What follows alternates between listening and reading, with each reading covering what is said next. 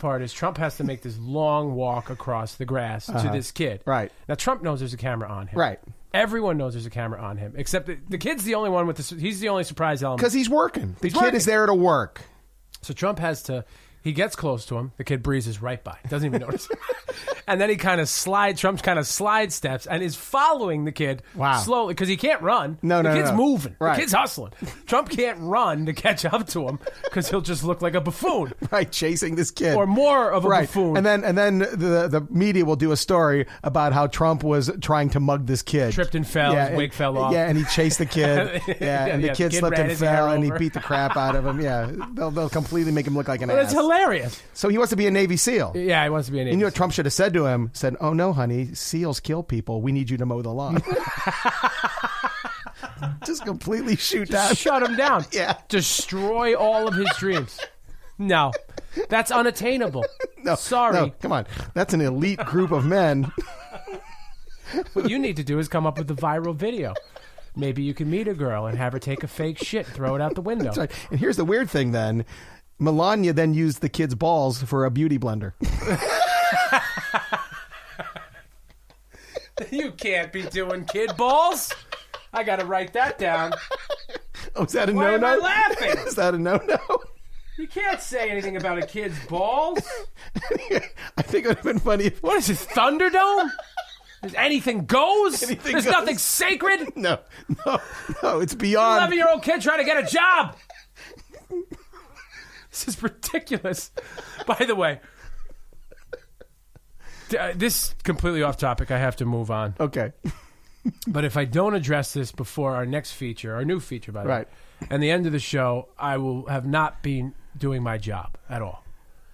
The bearded, fat, thumbs down guy is the greatest thing to happen to the New York Yankees since Derek Jeter. It's very exciting. It's very exciting. Both of us are huge Yankees fans. We are.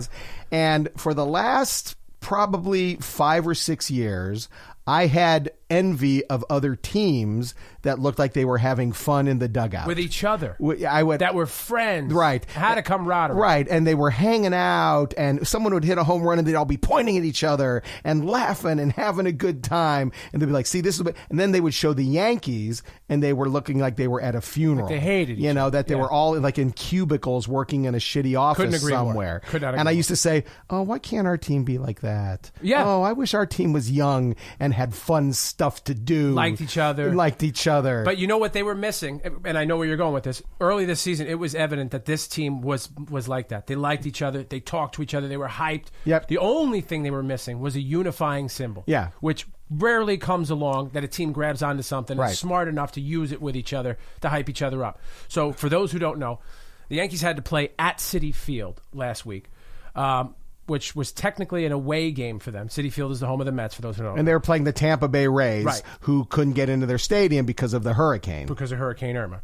So they're playing these away games at Citi Field against the Rays. And it was a cool deal. I heard that the Mets organization got the money from the ticket sales. It was basically a rental for the Yankees. Well, to be honest with you, the Mets didn't really go out of their way to make the Yankees or the Rays feel welcome. Because if you looked at the game, there was like 2 vendors. You shouldn't. And you know what? In fairness to the Mets organization, they've had to do this for the Yankees many times. Remember when the stadium... when they had to play at Shea. In the Bronx was crumbling, they had to play at Shea. So they shouldn't have to do anything for him.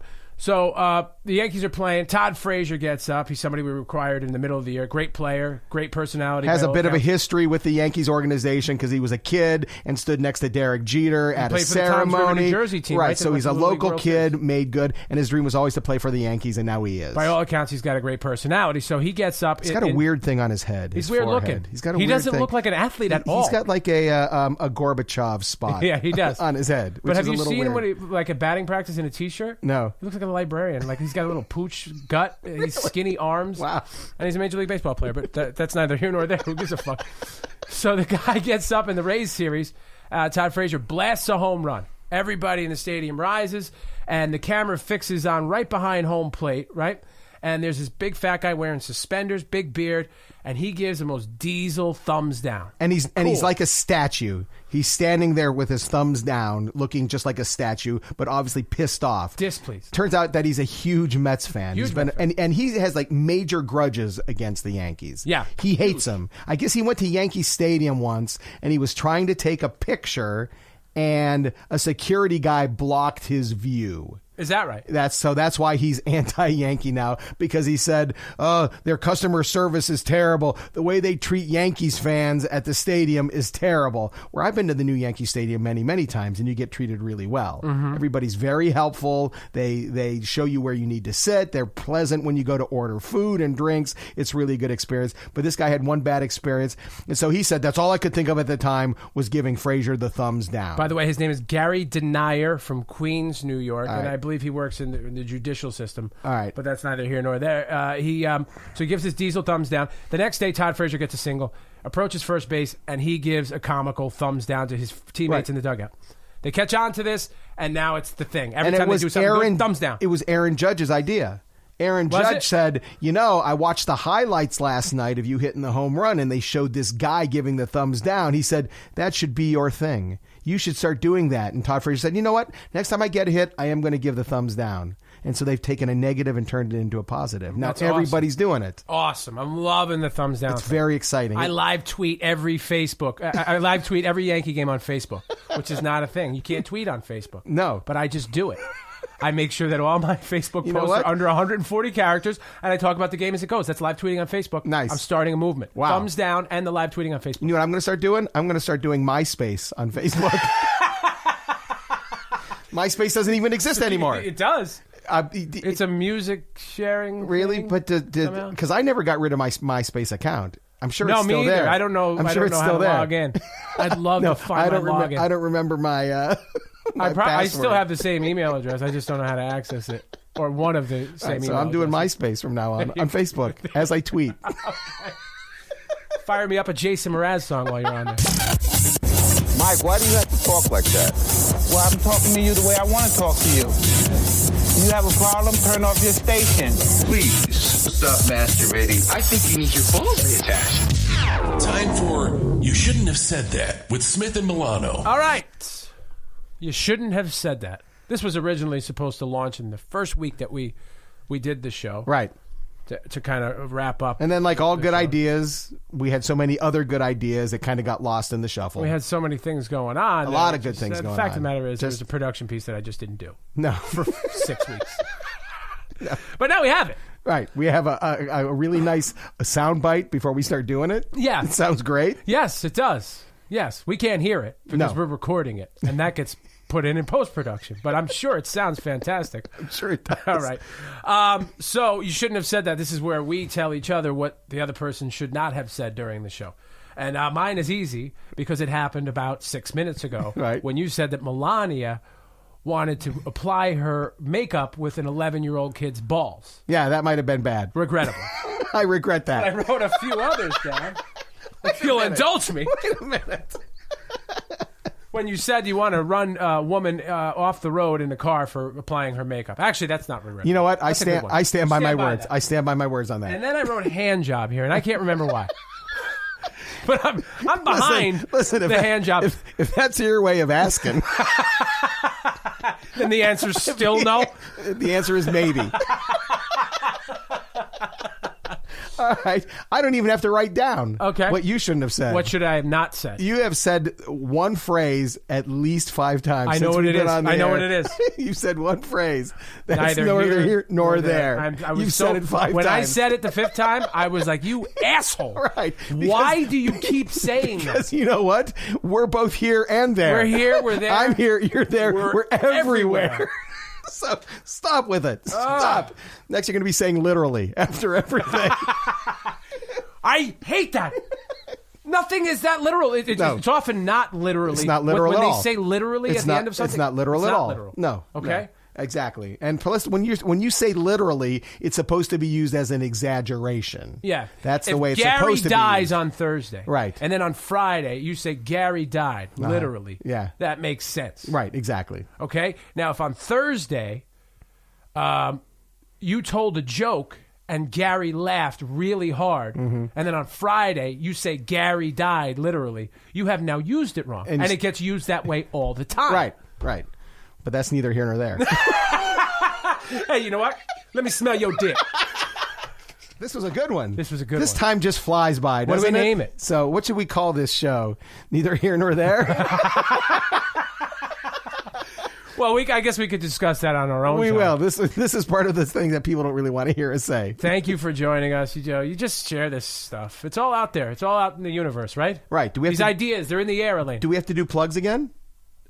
Oh, I think we have to. Shit. Yeah, I think we have to do plugs. we forgot them. Yeah, we have to do Between 4 and 5. We did them once. Now we have to Son do of them a again. bitch. TreehouseComedy.com. That's our title sponsor. We love them. Almost 35 years. Is it almost 35? Or You know what? I'm just going to years? say that it's now 35 years. 35 because it feels like we've been doing this show for 35 years. It really does. Yeah. So for 35 years. I think it's because the fucking Yankees are on right now and we're missing. Exactly. And I'm like, let's go.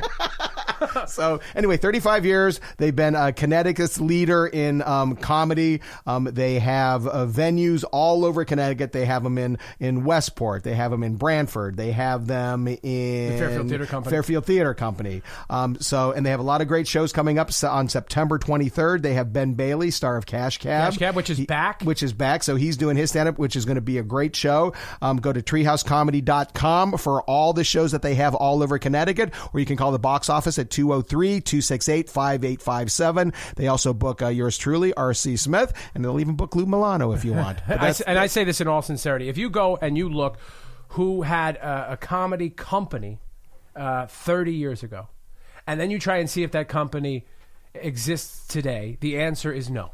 Right. Always. Not some of the time. The answer is no, always.